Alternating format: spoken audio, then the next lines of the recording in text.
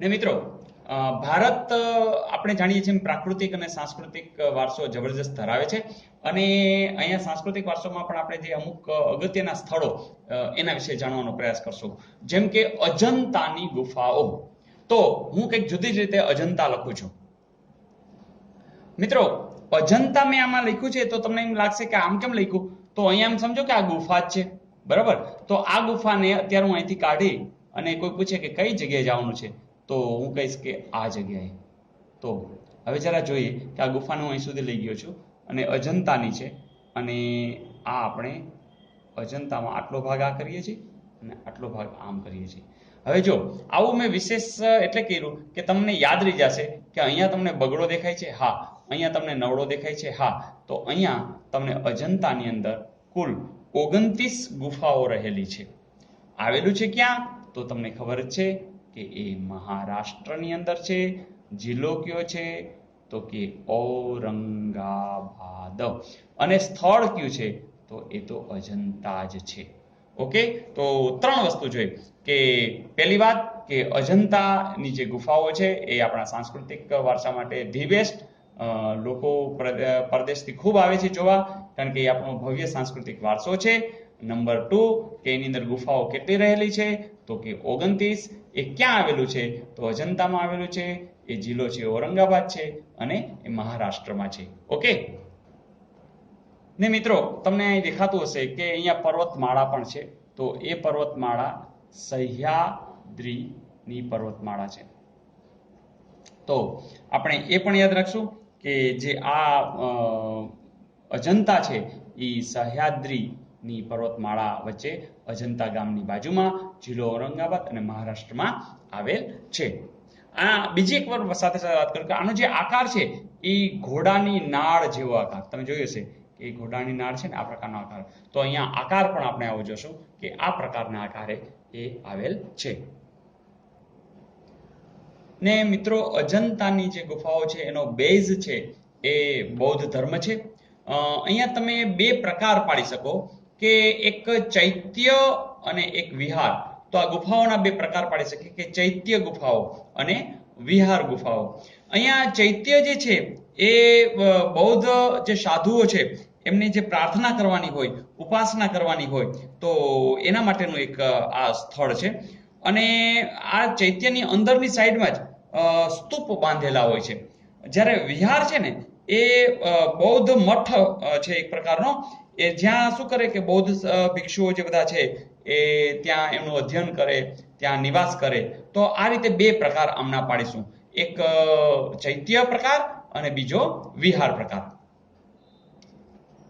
મિત્રો પાછું આપણે રિવિઝન કરી લઈએ કે અજંતાનો બેઝ કોણ છે, બૌદ્ધ ધર્મ. ક્યાં, તો કે સહ્યાદ્રીની પર્વતમાળાની અંદર કોતરીને કેવી ઘોડાની નાળ જેવા આકારની અંદર. ક્યાં, તો અજંતાની પાસે અજંતા ગામ છે. મહારાષ્ટ્રની અંદર જિલ્લો ઔરંગાબાદ છે. કેટલી ગુફાઓ છે, 29. એના બે મુખ્ય પ્રકાર કઈ, તો કે ચૈત્ય ગુફાઓ અને વિહાર ગુફાઓ. ચૈત્ય ગુફાઓની અંદર શું, તો કે જે બૌદ્ધ ભિક્ષુકો છે એ લોકો પ્રાર્થના ઉપાસના માટેનું એક સ્થળ છે. વિહાર એટલે શું, કે જે બૌદ્ધ સાધુઓ છે નિવાસ કરે છે, અધ્યયન કરે છે, આ સ્થળ. પણ પૂછે એમ કે ચૈત્ય ગુફાઓના જે નંબર છે એ કેટલા, ટોટલ તો 29 છે. તો મિત્રો આપણે યાદ રાખી લેશું કે પહેલા જ આપણે લખ્યું 29 છે ને, તો એક તો 29. ચાલો એમાંથી 10 ઓછા કરી તો કોણ આવે, 19. હજી 10 ઓછા કરી તો કોણ આવે, 9. શું ઓછા કરતા હતા, 10, તો એ 10 લઈ લ્યો. તો હવે શું રહ્યું, તો માત્ર એક જ યાદ રાખશું અને એ છે 26. ઓકે મિત્રો, ચૈત્યમાં એક તમારે 26 યાદ રાખવા હોય તો અહીંયા એક બગડો કરી શકો છો અને અહીંયા ત્યમાં અહીંયા એક છગડો સેજ કરી શકો છો. તો ફરીથી ચૈત્યમાં બગડો ને છગડો એટલે કે 26, પછી તો 29 હતા એટલે 29, એમાંથી 10 ઓછા એટલે 19, એમાંથી 10 ઓછા એટલે 9 અને 10 ઓછા કરતા એટલે 10. એમ કરીને ટોટલ 1 2 3 4 ને 5 આટલા નંબરની જે ગુફાઓ છે એ કઈ છે, ચૈત્ય. તો બાકીની બધી કઈ છે, વિહાર ગુફાઓ છે. ઓકે મિત્રો બીજી પણ વાત છે, અજંતામાં તમે આ રીતે પણ બે ભાગ પાડી શકો કે એક ચિત્રકલા પણ એ જબરજસ્ત છે અને શિલ્પકલા એ પણ જબરજસ્ત છે. ચિત્રકલામાં એવું થાય કે જો તમે 16 વર્ષના હો, 17 વર્ષના હો, તો માત્ર તમે 1 રૂપિયો ભરો, 2 રૂપિયા ભરો અને 10 રૂપિયા ભરો તો તમને એ બતાવવામાં આવે છે. ફરીથી તમારી ઉંમર 16 કે 17 વર્ષની ઉંમર હોય તો તમને 1 રૂપિયો, 2 રૂપિયા અથવા તો 10 રૂપિયા ભરો તો તમને એના ચિત્ર દર્શાવવામાં આવે છે. પણ તમે 16, 17 નો હો અને ધારો કે 18 કે 19 વર્ષના હો તો એક ભાઈ આવે, અંગ્રેજ આવે અને સ્મિથ સાથે એ આખી વાત બધી તમને ડિટેલમાં કરે.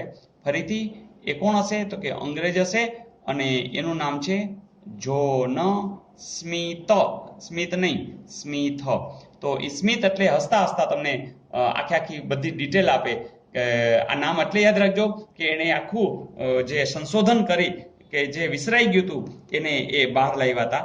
એ અંગ્રેજ હતા, કેપ્ટન હતા અને એનું નામ હતું જોન સ્મિથ. આવું એને કઈ સાલમાં કર્યું તો તમને અહીં 1819 સાલ પણ યાદ રહી જશે. મિત્રો, આ મેં ચિત્રની જે વાત કરી ને, આ આટલા નંબરની બધી ગુફાઓ છે કે અહીંયા જે ચિત્રો છે ને એ અજોડ છે. એ 1 નંબર, 2 નંબર, 10 નંબર, 16 નંબર ને 17 નંબરના જે ચિત્રો છે ને એ એકદમ અદ્ભુત છે કે એટલી બધી ઉચ્ચ કક્ષાના છે. અને મુખ્ય વિષય તો તમે જાણો છો એમ બૌદ્ધ ધર્મ જ છે આ ચિત્રોની અંદર, પણ એની જે ડિટેલ છે એ ખરેખર જોવા જેવી છે. અને એટલે જ વિદેશીઓ અહીં આકર્ષણ પામી અને અહીં આવી રહ્યા છે. અને આપણે જે એ અજંતાની ગુફાઓ છે એને લોકો સુધી એ લોકો જ ડિટેલમાં સ્ટડી કરી, અભ્યાસ કરી અને પોતે જ બધાને સુંદર રીતે એ આગળ જોઈ રહ્યા છે. ને મિત્રો, એટલે જ આપણે અજંતા વિશે આટલું હવે સ્પષ્ટ છે કે ટોટલ 29 ગુફાઓ છે. અજંતાના ગામ જે છે એની બાજુમાં છે. ઔરંગાબાદ જિલ્લો છે, મહારાષ્ટ્રની અંદર આવેલું છે.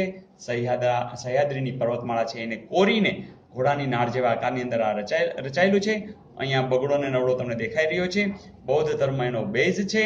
એની અંદર જે ગુફાઓ છે એના 2 પ્રકાર મુખ્ય છે, ચૈત્ય ગુફાઓ અને વિહાર ગુફાઓ. ચૈત્ય ગુફાઓ છે એમાં પ્રાર્થના અને ઉપાસના એ માટેનું સ્થળ છે. વિહાર ગુફાઓની અંદર નિવાસ અને અધ્યયન માટેનું બૌદ્ધ જે સાધુઓ છે એમના માટેની આ સ્થળ છે. અહીંયા તમે જે ચૈત્ય ગુફાઓ છે એના નંબર તમારે યાદ રાખવા હોય તો 29 તો હતા જ, એમાંથી 10 બાદ કરો, પાછા 10 બાદ કરો, એ 10 ને લઈ લ્યો અને ચૈત્યને એવી રીતે લખો કે જેમાં બગડો ને છગડો આવી જાય એટલે આ 26 પણ આવી જશે.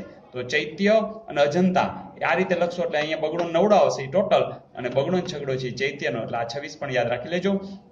સાથે સાથે એની અંદર બીજી રીતે વિભાગ પાડી તો કે ચિત્રકલા અને શિલ્પકલા એ રીતે પણ વિભાગ પાડી. એમાં ચિત્રકલાનો જે વિભાગ છે એની અંદર એવું યાદ રાખવા માટે મેં કીધું કે તમે 16-17 વર્ષના હોય તો રૂપિયો, 2 રૂપિયા અને 10 રૂપિયા ટિકિટ છે તો યાદ રહી જશે કે 16 નંબર, 17 નંબર, રૂપિયો એટલે કે 2 અને 10 નંબર. અને ફરીથી બેઝ છે એની અંદર આ ચિત્રકલાની અંદર ભીત ચિત્રો રહેલા છે. બહુ પ્રાચીન અને સુંદર કલાનો એ નમૂનો છે તો એના નંબર પણ યાદ રહી જશે. અને આ આખું જે સંશોધન કર્યું એ 1819માં કર્યું એ અંગ્રેજ કેપ્ટન જોન સ્મિથ. આ પણ નામ યાદ રાખી લેજો, એક માર્કની અંદર તમને MCQમાં પણ પૂછી શકે. અને ફરીથી 3 વસ્તુ ચિત્રકલા, શિલ્પકલા અને સ્થાપત્ય કલાની અંદર જે આ સમન્વય થયો છે કે જે વિશ્વભરની અંદર આજે પ્રખ્યાત છે એ આપણી અજંતાની ગુફાઓ છે. મિત્રો, બસ આના આધારિત કોઈ પણ પ્રશ્ન હશે તો તમને જરૂરથી આવડશે. ઓકે.